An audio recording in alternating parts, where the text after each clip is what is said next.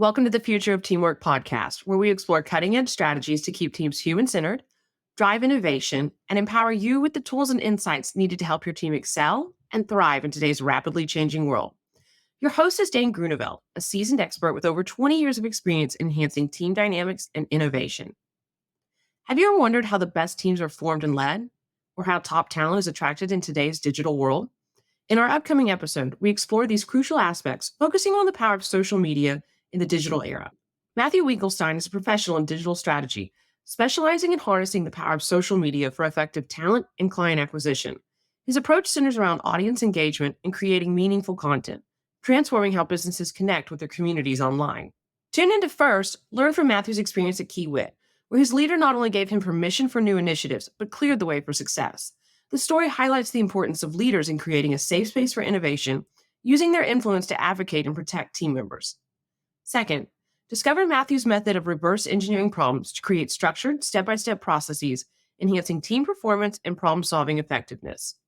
Third, Matthew discusses the power of leveraging platforms like LinkedIn to attract talent, emphasizing how leaders sharing their vision and mission can connect with top talent who prefer personal engagement over traditional job postings.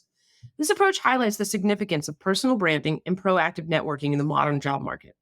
So, teamwork makes the dream work, and we're here to inspire your next collaborative breakthrough. Gather your team or put on your headphones and let's dive in together.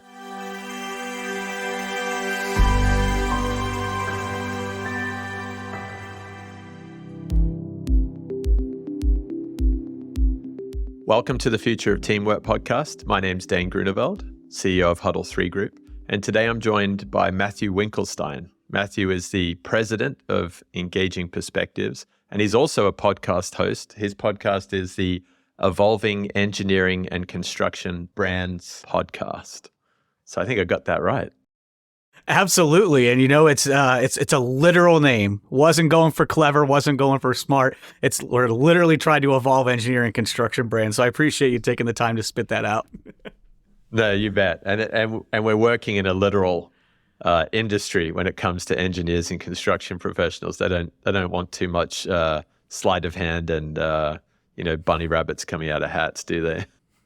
Not at all. Not at all. If you walk onto a construction site with too nice of clothes, that's the first red flag. Yeah, that's so true. That's so true. So Matthew, thanks for joining me. I really enjoyed being on your show earlier in the year, and we had some great conversations. But for the benefits of our listeners, maybe you could provide a little bit of a background story on how you came into what you're doing in your career and now what you're doing with the business and the podcast. Yeah, absolutely. So, my story is a lot like other people that are in the construction industry where they wanted to be in construction since they were a kid and they just follow that path. That's not really, I don't think, anyone's story, nor is it my actual story. So I was going to college to be a high school history teacher, realized through some good counseling that I did not want to be a high school history teacher and that wasn't in my future. And so during a time when I was just going to take a year off, someone encouraged me to, hey, you can go work and get experience. And so in the nuclear industry, there's junior rad techs. And to become a junior rad tech on a refuel outage, you need to be able to pass an exam. It's not terribly difficult, particularly if you study. And then once you get in there, you're good. So through that experience, I was exposed to the power industry and through construction. And so once I was exposed to that, I was extremely interested in it. You get to be outside at the time, you work in chunks. I like the concept of I would work 9 months out of the year and then be completely off 3 months out of the year. That really sold me. And so was fascinated with the industry, was able to go from nuclear power plants, which were a little bit slow for me. I liked, especially younger, wanted to move faster, did not want to have as many rules and regulations. And I remember the second refuel outage I was on, one of my counterparts got fired by the plant manager because they didn't wear gloves to push a cart that they needed to push to another area. And I was like, you know what? I'm not really sure this is for me. That one eventually ended up being me. So moved into large construction projects as a junior safety professional, got some good experience there. That's actually where I learned human behavior, which leads to my marketing experience. And through being in environmental health and safety, superintendents and project managers gave me an opportunity to learn the work. And so I had a small stint where I ran projects, large construction projects, hydroelectric, coal-fired rebuilds, that sort of thing. And then from there, ended up getting into business development. And then lastly, I joined marketing because I believe that the way that we were communicating with our customers in business development wasn't the best way to reach them from an effectiveness standpoint or from the standpoint that they wanted to consume the information. They didn't want to have to rely on me, a business development person, to tell them every single piece of information they needed to know about how we would engineer and execute a project. And so I was very fortunate that at the time I was working for Kiewit, large brand in the space, and my boss, a guy named John Gribble, who's fantastic, and one of my customers today, said, "Hey, if you think you can do this, here's a chance. Go try." And was successful in that. Attracted some opportunities through digital ad campaigns, which people didn't think was possible at the time in the organization, and did that for a couple different business units. And then, like a normally sane person, when my wife was 6 months pregnant, I said, "Now's the time I need to quit my day job and go out on my own, because otherwise I'm not going to." And luckily for me, my wife supported that decision wholeheartedly, even though every single other person in my life told me I was insane. But now, 18 months later, the business is going well. My little boy is growing up, and I think it was the right decision. Sounds like it. And it's a great story, Matthew. I love the fact that you started in the industry and managed to move through these different functions and really see teams operating in different environments and different job functions, because there's nothing like a construction or a maintenance or a project environment for just throwing a whole bunch of people together and making them, work very effectively. We've got to look at safety. We've got to look at quality. There's a lot of different moving parts. So it's a great sort of lab for seeing what's good and bad in teamwork. Absolutely. And during one of my stints, I was in charge of environmental health and safety for our construction group. And when I was the regional manager, I still say that's one of my hardest jobs. And it was so difficult because I was the one assigning safety professionals to these projects. And being a safety professional myself and then also running projects, I knew how important that dynamic was.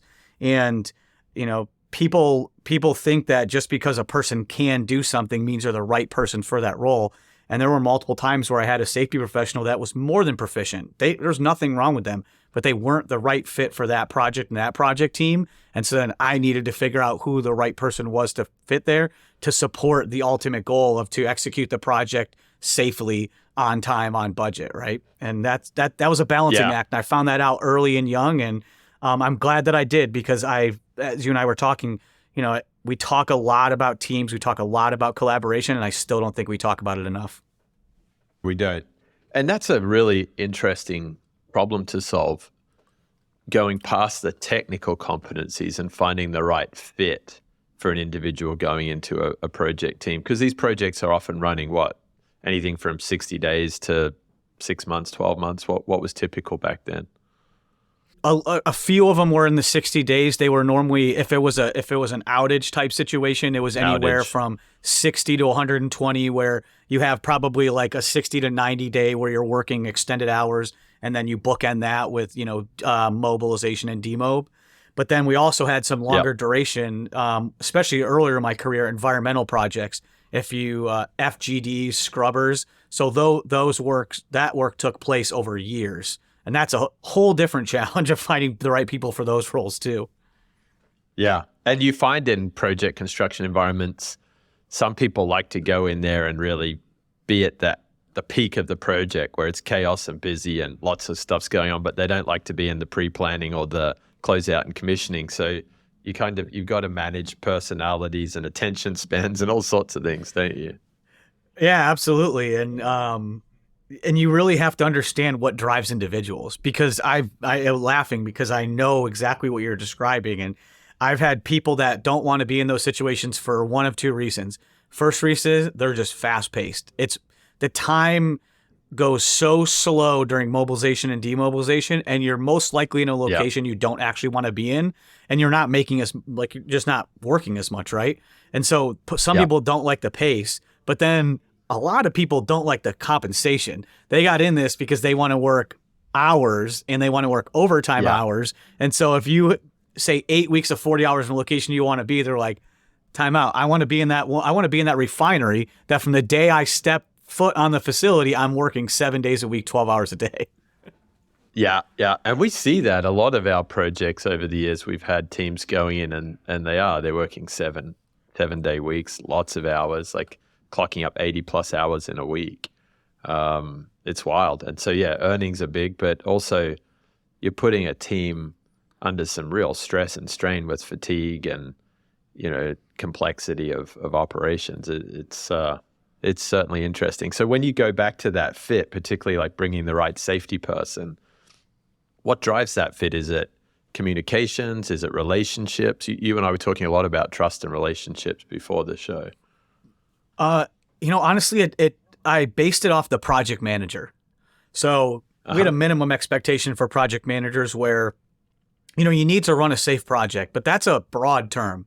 And different project managers viewed things differently in the way they wanted things done, in the way that they ran their organization. The job site is essentially a little organization, right? And, depending on the project, their budget is larger than companies. So that project manager is really the one that's driving this. And you're not going to replace the project manager, especially from a safety standpoint, unless he does something that's egregious or she does something that's egregious, but most likely they're not in that position. And even if it does come to down that is a difficult thing for you to navigate. And so it was a lot more about the way that project manager ran their project. Did they need someone that, I'm thinking of one project manager who he was tough for a lot of people to work with because he would put safety professionals in situations where they would make poor choices, where he would do things like, hey, you know what? You don't have to work this weekend because I know you're going to do something, but the job is going to be working. And then later in the project, when the person wanted to work overtime, that same project manager would say, no, you're not working. Remember, you took time off here during this. So, I'm not going to let you do that. And so with that particular project manager, if I put safety professionals out there that would allow themselves to be compromised, they wouldn't get their job done the way they needed to. And so he needed someone that was, because they're not there on the weekend, and that's when and he would I'm not going to say his name because this isn't going to paint him in the best light, even though I do actually like this person, especially after we were in those battles together. He would look for ways to get leverage on them, right? So, hey, I know that your boss, because he knew me, wants you here. You chose not to be here because you were going to wherever, Vegas, wherever you were going for the weekend. The job was working when it was convenient for you. You didn't show up. So now that you want to show up and you want to have input, well, we're going to have a conversation about how you weren't here during this time. And so people would not want to put themselves in that situation. So they would make different decisions. And so this project manager would put people in that spot if he could. And, some of that stuff wouldn't be accepted now. But at the same time, if you put a safety professional out there that was smart enough not to fall for that, number one, but then number two would push back on him in the right ways, he would change. He would do things what you wanted. Rarely the first time, and rarely without some kind of comment back and forth. But if you stood your ground, he would be more than accommodating. And in some of the most difficult situations I've ever been in as a professional, including when someone fell from 80 plus feet and unfortunately lost his life, this project manager performed better than any other project manager I'd worked with. And I'd worked with people that you would think they would handle the situation a lot better, but when it really hit the fan, they didn't handle the situation well. When things were going good, they were good. But when things got to be where you really needed the leader, some of the people that I thought would be the best from a safety standpoint weren't. And people like this project manager who had high expectations, he was. So long-winded way of saying I focused more on who the leader of the project was, his team, and then how do we offset his team, right? Or her team. If there's if there's people that are safety-minded on the project, then I don't need as strong of a safety professional. If you got people that are already going to lay the law down, I could bring a junior person on here that's going to learn, right? They're going to learn underneath this person, or they can be a milder personality because the project manager isn't going to test them in that way. And so it was really looking at what they needed to round out their team. And then my job was to make sure that I found places for everyone who was competent and then put the right people in the right spots at the right time, regardless of what they wanted. And it was really what the project needed. I like that. I appreciate that detailed explanation. And there's a lot of nuance there, but the simplicity of it is you've got to build around the leader. There's an important role for the leader in any team, particularly when you're in a project environment. You're throwing lots of people together that haven't always worked together. And that is, I think that's often something that's overlooked when people do start talking about teams, they start looking at workshops and they start looking at all of these different things that the team need to do, but they're not really focusing closely on what standards is the leader setting, what is their style. So I like that you bring that into focus. So getting back to leaders, another piece of your story that I really enjoyed, Matthew, is where you talked about moving from BD into marketing, and it sounds like a leader had a big role to play there. You said you're at Kiewit and your leader said, hey, if you want to have a go at that, take it on. That's a pretty bold, exciting level of encouragement to get from a leader in a team setting. Absolutely. And he not only provided the permission, he cleared the way and made sure that I was protected internally while I was developing the idea and proving that it would work. He saw the vision, even though he probably didn't see it 100%. He saw where I was going directionally and really helped me cultivate and shape it to be the right thing that the organization needed. And he was extremely patient with me during times when I didn't quite see the big picture. I was too wrapped up in the small things that I was doing. So he helped me pull that out a couple times. And then he was a magnificent political advocate for me, where I could tell if people had talked to him because they spoke about the things I was doing differently. And so he was a fantastic leader from just seeing it, giving me the permission, but also giving me the space and the protection to do it. I never felt like I was in one of those really high consequence political environments where if this doesn't work, I'm in a bad way. It was, if this doesn't work, I'm going to learn from it, explain why it didn't work, how we're going to adjust, and that's going to be acceptable. Yeah, bosses like that are so important. I've had bosses like that in my career that were really critical to shaping opportunities for growth and development. And I've also had bosses that walk in and say, you need to sign in blood that this is going to get done by this date. And if it fails, it's on you. So I've definitely seen who I grow under and who I don't. Yeah. But it's very cool. And you use a really good piece of language there, which is clearing the way. So it's not just giving you the chance to go and do it. It's then putting the time and effort into creating that safe space and championing why your project or new approach or new idea is important for the team.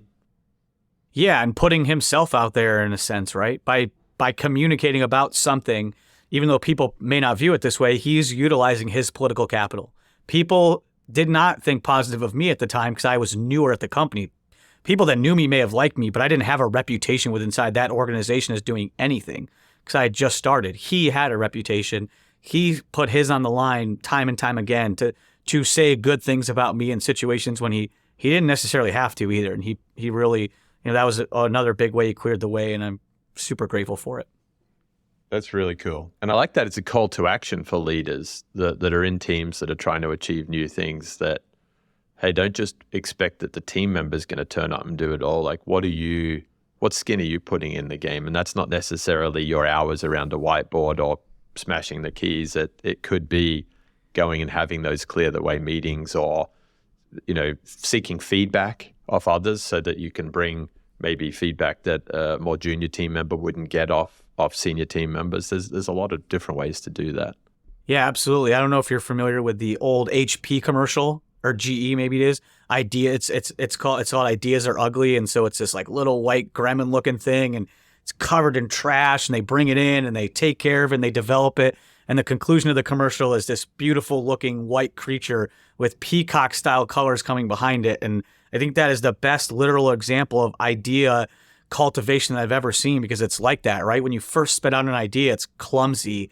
It's probably not 100% there. There's things that aren't correct. And you learn through these conversations. And if people don't help you get past that, and you've never had to get past that, it's easy to get dejected and just say, this isn't worth it. I'm not going to do this.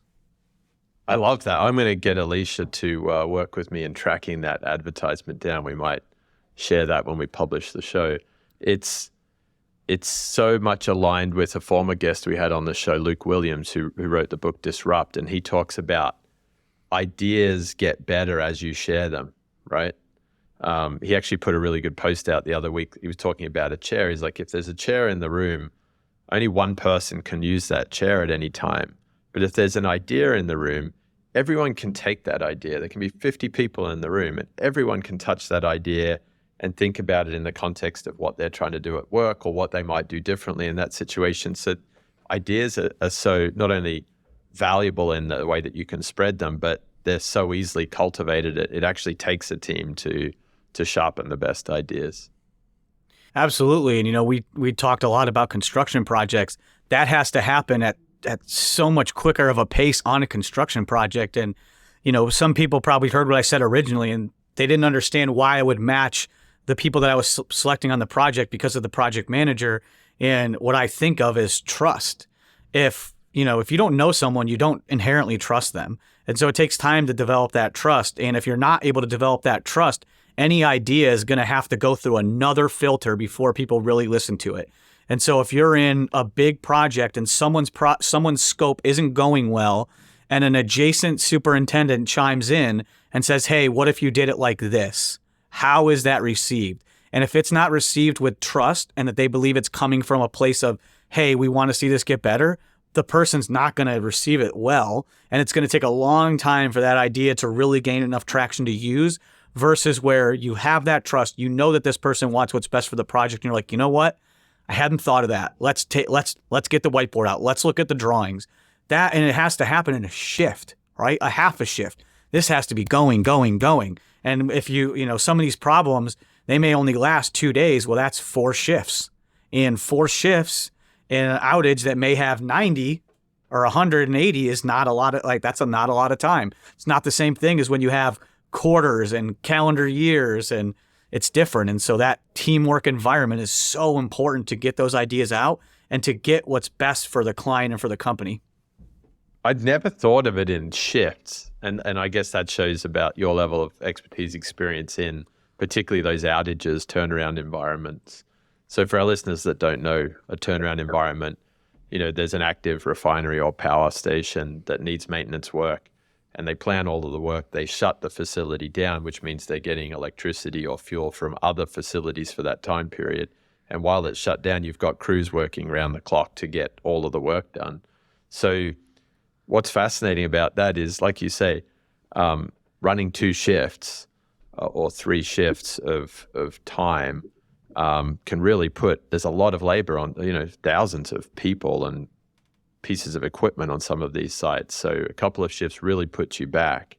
It's not only the cost and focus of the team doing the work, but then, if the outage goes longer, that's more days of lost revenue. It's high pressure, high stakes environment. Yeah, absolutely. And you can have a crew of 200 people that you don't know what the solution is, and you don't have them on something productive. There's not one outage schedule that gets developed with that much dead time. So when you start to get into those delays, those shifts add up so quickly, and then it makes the rest of the project so much harder because you're trying to make that up the rest of the time. And I wonder then, if you take that as an exercise, the impact of a couple of shifts where people don't know how to be productive, I wonder how much that just seeps into the background in, organizations doing more corporate work that's more like continuous, that isn't boxed off. Like how much leakage and fallout is happening there in those teams because there isn't clarity. I mean, I don't know where the data is, but I bet it's a scary number. Oh yeah. I think about that often too, particularly, and I've noticed, people's reluctance to go to remote or hybrid environments. And when I listen to the reasons, I understand the team component, I understand the collaboration component. But the thing that I see is a majority of leaders, especially in this industry, they don't define objectives. And so much of what people do is still based on FaceTime. So if they're not in their cubicle, if they're not in this area, if they're not responding to this email, they must not be working. But conversely, if they are doing those things, they must be working. And that's such a fallacy. But it makes people feel better that they're there. And instead of just saying, hey, you know what, it would actually be better if we did objective-based work, period, because then we would actually be able to see who's performing and who's not performing, and it would make it a lot simpler, right? But I know it's not simple to develop that work process, but I see a lot of that, and I think from a corporate standpoint and a large company standpoint, at some level, you don't want to know the answer, right? Yeah. Hey, show just up keep when we need pushing you. it to someone. Budget's okay. Just, keep going. Yeah. It is interesting because I think in a project environment where you do have a schedule, you referenced the schedule there earlier, and the schedule's being checked against and reported on every day, that is a granular level of detail that a lot of teams don't have. And so sometimes I think leaders can get a little bit too lofty and too exclusive in setting their strategy and objectives, and then not really cascading it down to the team that's doing the work in what is really more simply the tactics behind the strategy. Hey, we need to achieve these 3 things in this format by this time. Sometimes that codification's missing too, but I guess that's one of the best practices you can take from construction and engineering world into any team or business. Absolutely. I believe in this even more now that I have my own business. I believed in it before too, but even more now. It's if you can take a problem and try and reverse engineer it, even if it's not 100% accurate, and get the steps, it's a whole heck of a lot easier to start to tackle that problem. One of the things that we pride ourselves on when we work with customers, particularly large customers, is we create a process. So that way at the end of this, you're going to have step-by-step instructions of how to do what we taught you to do.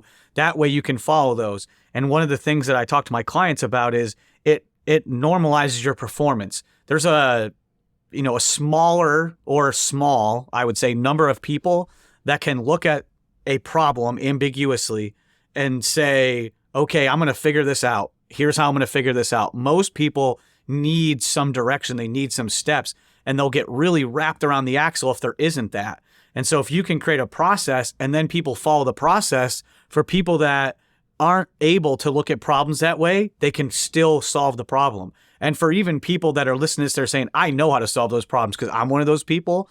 When you have a process and you start to get the process, your work product starts to go up too, because you're not thinking about what you're doing next. You already know what the process is. You just got to do the process well. Yeah, I like that. Actually, one of my team members, Andrew Uprichard, he called me out. Not called me out. He challenged me the other day on how we were running a certain type of meeting in the team. And he said, I love the kind of facilitate on the run approach because it keeps it fresh and interesting for the team. But it also takes a lot of work for the team to follow. And actually, if we had a better set out agenda and we all knew how many minutes we were going to talk to each piece, then we might lose a little bit of the excitement, but we might see a lift in productivity and contribution. So it was a really good challenge and good sort of reframe of an opportunity there to help the team sort of play better. Yeah, I'll be interested to hear how that goes in the future, because I feel like team meetings are tough to solve because they're necessary and for a lot of reasons, right? And you get one right and you get a process right and you get an agenda right, and 4 months later it's rubber stamped, right? And it's like, wait a second, this meeting's not working anymore. We need to change it again. It's like, oh, all right, let's revisit this. But maybe it's our human condition. We need novelty. I had, Matthew, another question going back to your intro. You said that the first job you took in the nuclear outage world was appealing because you worked for 9 months and you had 3 months off. So what'd you get to do in the 3 months that you're not at work? Oh, man. That summer, I did a lot of things that you would expect a 20-something-year-old to do. I think I went to Vegas. I went out west. Nice. I did a lot with that. And actually, when I went to work in the construction industry, I went to work for a company called Babcock and Wilcox. And I got the first project I got put on was one of those large environmental projects that was over a year long. And I was in the middle of nowhere, Indiana. And the project was getting ready to get done, and I had developed somewhat of a reputation. And the regional manager said, "Hey, they need some help out west in Long Beach, California. I don't know if you want to even go out." I'm like, yes, please. I would love to be able to take that, right? And so I got out there, and they wanted me to stay. And one of their pitches is, "Hey, we mostly do turnaround work." I'm like, oh, so I'll be back in this where I'm off in the summer. And so I did that, and I'll never forget. I had one summer, it was incredible. The next summer, which from a professional standpoint, it was great. From a personal standpoint, it did not work out so well. So we were wrapping up a project that I really lobbied hard to get on. So proud that I was able to get on there. The PM gave me a chance. It went well. And I was getting ready to go to New Zealand. I was like, I'm going, you know what? I didn't get to snowboard at all this winter because I was on all these turn-ons. I'm going to go to New Zealand. I'm going to Mount Rapu. I don't even know if I'm saying that correct. And I'm going to snowboard and try and become a ski instructor. And so I was down the process of trying to get my temporary work visa and all that stuff. And the area construction manager at the time, he used to call me Sweet Pea. He said, "What are your summer plans, Sweet Pea?" I said, "I'm going to be in New Zealand." He said, "You're going to be in Napa," which is where the office was. I said, "No, I'm going to New Zealand. As soon as this project is done, I'm going to New Zealand." He said, "Hey, we've got this regional meeting and then we'll be able to keep you busy in the office." And I said, "No, I'm going to New Zealand." And so then he circled back and in very direct terms told me that if you want to move up in this company and you want to maintain the momentum you have, your ass is not going to New Zealand. You're going to be in Napa and you're going to be doing this here in the summer. And he said, "It's your call." He said, "But don't think when you get back to New Zealand, you're going to be in the same spot you're in now." And, you know, I can look at it one of two ways. I can say, hey, I missed an opportunity to go to New Zealand, but from a career standpoint, and I still had a great time that summer being at my house in Sacramento. It was great. Cause I didn't live in Napa because it's ridiculously expensive, but you know, it was one of those things where I like that idea. I didn't get to live it as much as I would like to. And fortunately, I think I made the correct grown-up decision when I was faced with the reality of, hey, this like childhood thing you want to do is great, but you're not going to be in charge when you get back. No, it sounds like it. Sounds like another good leader placing trust in you and you placing trust in them. So, yes, this particular leader, he was extremely hard on me. To this day, I've never had anyone that I played sports my whole life and had hard basketball coaches, hard football coaches. I never had anyone that was this hard on me in my life and never had anyone that was so much about the details. I learned it was painful at times, but I learned so much. And he was a no nonsense guy. I remember one time he had me we had to make these turnover binders. So I'm aging myself. So when you turn over to the customer, there were no digital files. You had to print all the Word documents off and then put it into a QA package. And you have a safety package. And so you got to get this thing done. And so one of the things, he had a great idea, he'd templatize it. And so then you would build it all before. And he wanted this done by an arbitrary date. And so I didn't get it done by the arbitrary date. And it was Friday. And he said, "You're not leaving here until this is done." I was like, "It's Friday at 3:00. I'm going to like Midtown Sacramento right now. Actually, I am going to leave here." He's like, "If you walk out that door," like gave me the whole riot act. And I had to stay in that office. He didn't stay with me, of course. I stayed in that office until 10:00 at night on a Friday fixing that. And some people will say that's ridiculous and you missed a Friday. But it taught me a valuable lesson about procrastination. And so, you know, once again, I've been so fortunate to have the leaders, but not only have the right leaders, I've had the right leaders for the right season. The leader that I described at Kiewit, if he was my leader in the beginning, I wouldn't have grown as much because first of all, he probably wouldn't have the patience to deal with me. But then he also wouldn't have been as hard and as rigorous on me and would have probably let some more things go, thinking that I was going to get out of it, right? Where this leader was not. I learned detail from him, and that allowed me to be successful underneath the leaders that followed in a way that I don't think I wouldn't have been if I wouldn't have had that interaction. I really, really think it's powerful the way that you say right leader for the right season. And I think even earlier I heard you talk about the right leader for the right project. So season, project, I guess you can interchange depending on what industry or business line you're in. But it's important, and it adds a nuance to any individual or team that, you know, when you're making a decision about which job to take or which company to join, is the leader of that team or project going to be best serving you, the growth that you're looking for? That it's a really interesting question. And I guess that ties very heavily into the work that you're doing with engaging perspectives in helping to build more of that leader's profile and story for the team and for prospective team members. Yeah, absolutely. You know, one of the things that I believed early on and has proved out to be true and continues to be more true is people care and they pay more attention to the leaders they work with. You know, if you've had an experience like mine, the difference in working for a really great company and a really poor company is no different depending on how the leader is. you might have more difficulty getting raises in a company that's more challenged, but you can be in a company that is booming and doing really well. It's still tough for you to get a raise. It's still tough for you to get support doing this. The company can be multi-billion dollars and you're still getting $5,000 to try and execute your idea that you just told them was going to cost 80.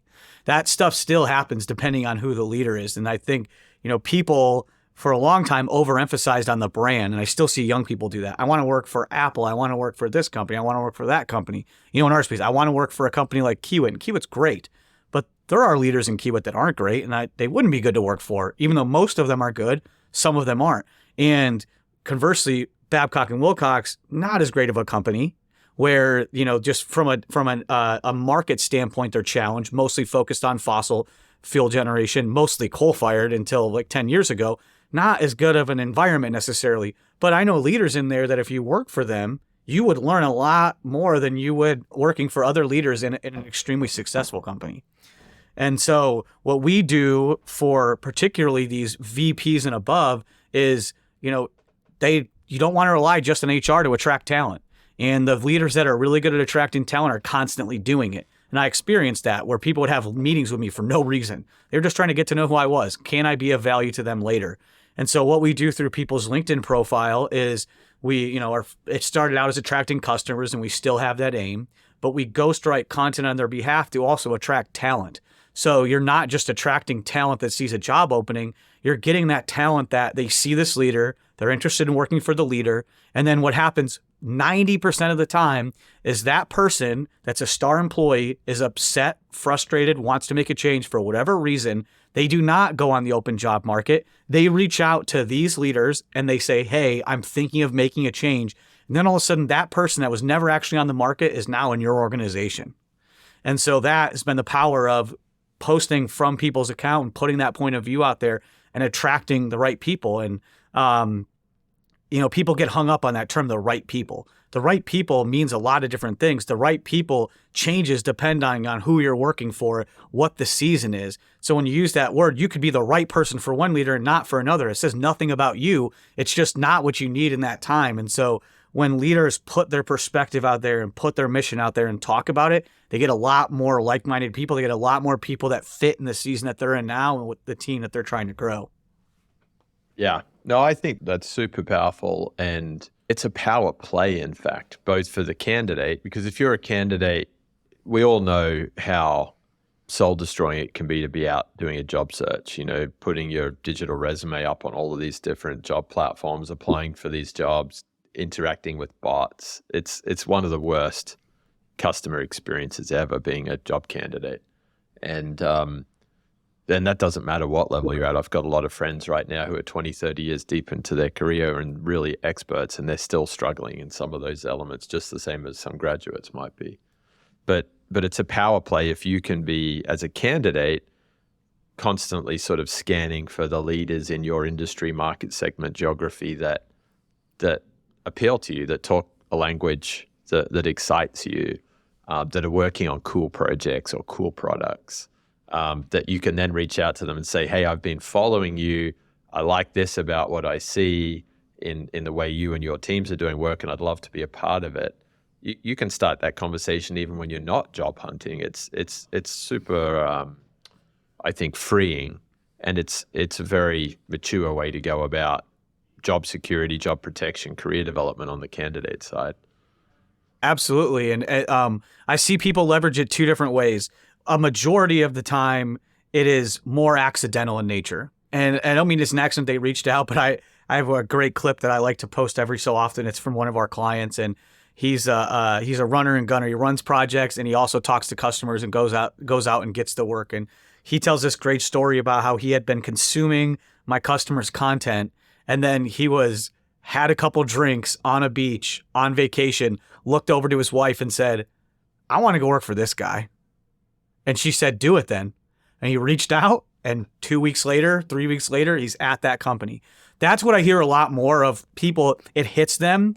People that are clever and motivated, they use it the way that you're describing. That is the most powerful way where, you're constantly, this is the way I used it when I was in business development. I'm connecting with everyone who I think could be a customer or everyone I think could be a good boss. And then that way they have exposure to me, but I have exposure to them. And then depending on what surfaces in my news feed depends on how much more of their stuff I want to see or not want to see.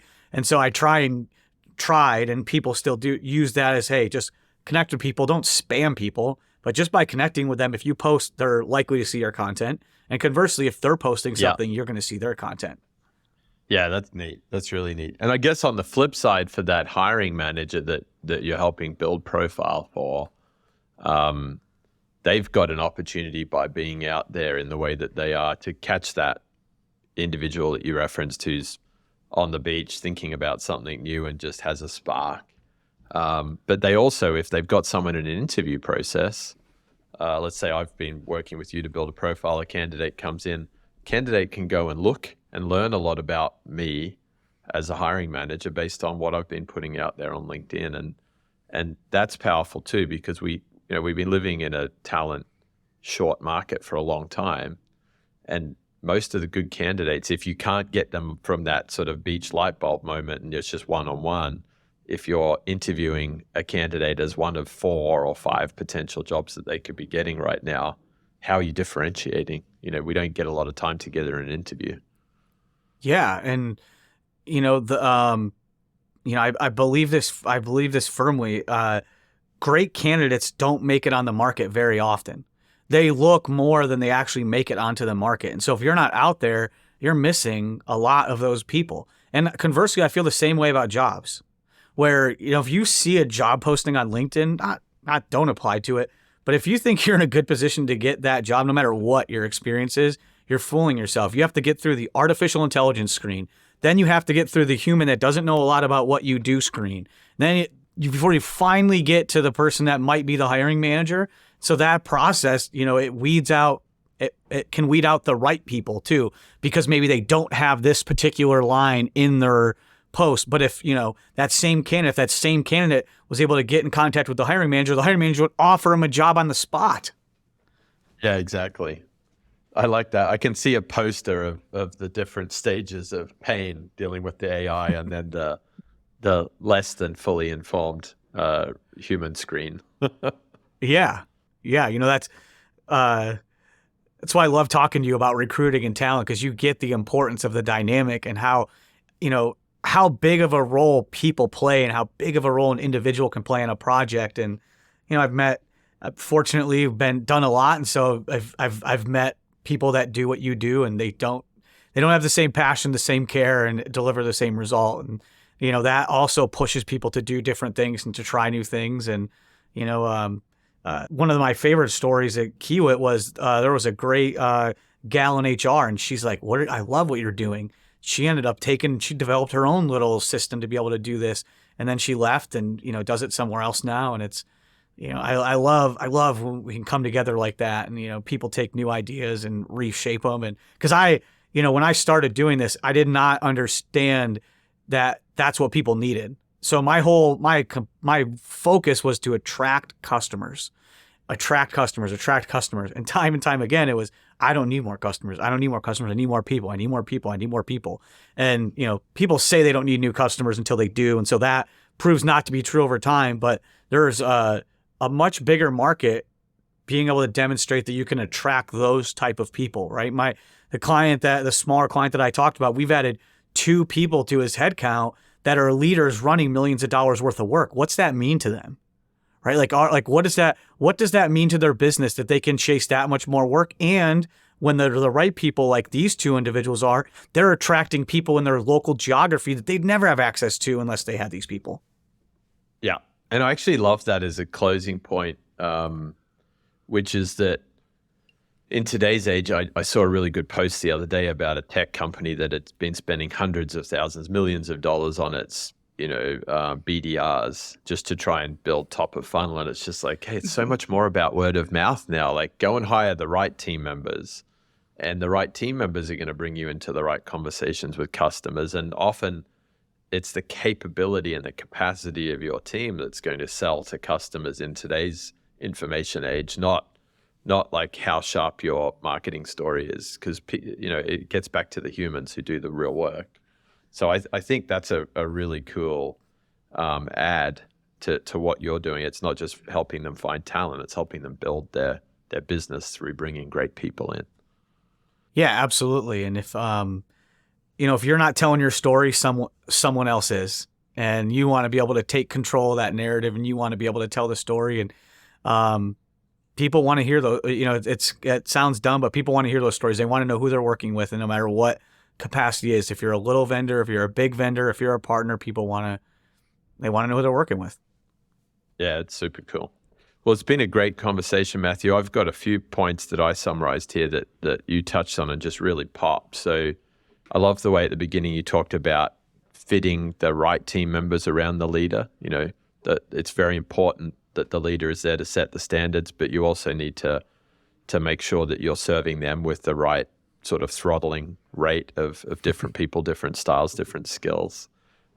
Staying with the leader theme, I love the story about the leader that supported you to move from BD into marketing, and the way that you specifically called out the role of leaders, clearing a path and leveraging, deploying some of their political currency to build trust and build feedback for the new idea.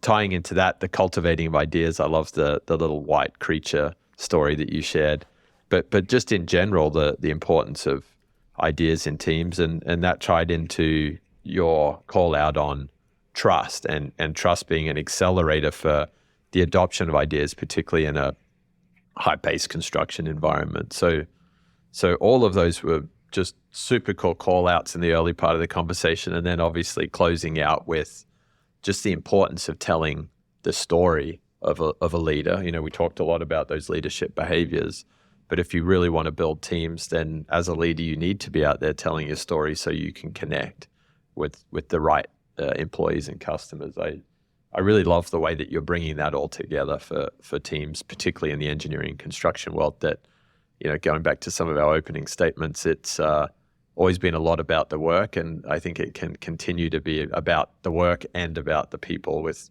this new sort of framework.